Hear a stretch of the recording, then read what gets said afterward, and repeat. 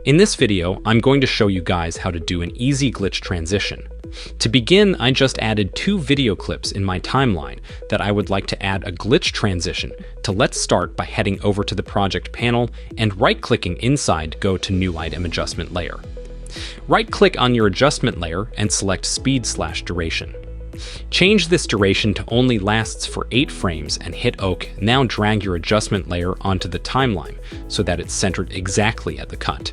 If you're having a hard time sending it, you can hold down the Alt key with the adjustment layer selected and then use the arrow keys to move it frame by frame.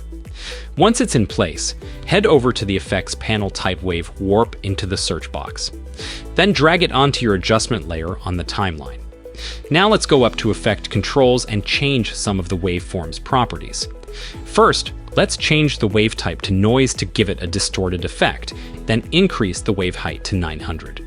Set the wave width to 2000.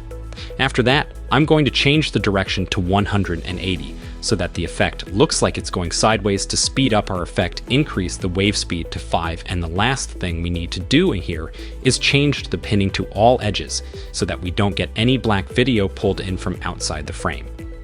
Okay, this looks pretty good. But for a final touch, I'm going to increase the saturation of my glitch. Make sure you have your adjustment layers selected and go up to the Color tab. In here, simply turn the vibrance and saturation adjustments all the way out. All right, now when we play this back, we have a cool yet really easy glitch transition. Okay, that's it for this video. Thanks for watching and see you next time.